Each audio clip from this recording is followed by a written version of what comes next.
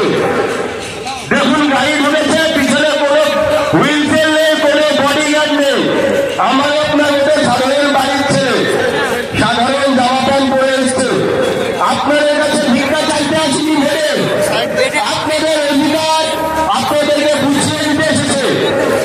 আপনাদের সন্তানরা শিক্ষিত হয়ে যেন আপনার অধিকারের কথা বলতে পারে, সেই আশা নিয়ে এসছে।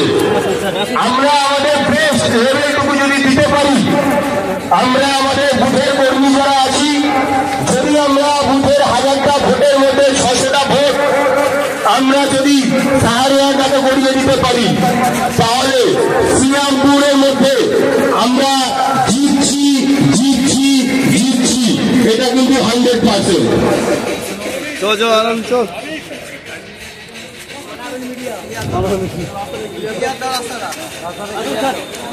আপনারা জানেন যে বর্তমান পরিস্থিতিতে, আমি যেটা দিয়ে শেষ করছিলাম, যে আমাদের সংবিধান অধিকার দিয়েছে শিক্ষা, স্বাস্থ্য, বাসস্থান।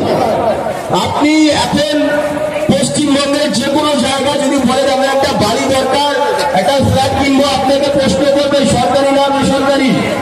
যদি আপনি 3 লাখ 4 লাখ টাকা ওটা ফ্ল্যাট কেনেন, নিশ্চিত ওটা কোনো তৃণমূল সরকারের নেতা ছাত্রদের বিল্ডিং হবে, পুকুর ভর্তি করে বোঝাই করে কোনো ইঞ্জিনিয়ারিং পাস না করিয়ে ফ্ল্যাট তৈরি করে নিয়েছে। আপনারা দেখেছেন আমাদের এখান থেকে কিছুদিন গার্ডেন দিচ্ছে, বিল্ডিং বসে করেছে। এটা হচ্ছে তৃণমূলের বাসস্থান দেওয়ার একটা ঠিকানা। এবার আসে থাকতে মিড ডে মিলের 4 চুরি করে খায়।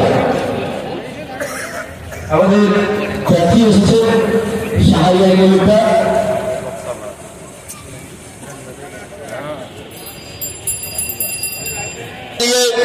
মজুরি খেটে 300 টাকা 400 টাকা কামাই, আমাদের ইংলিশ মিডিয়ামে পড়ার মতো যোগ্যতা নেই। সেখানে গিয়ে দেখছি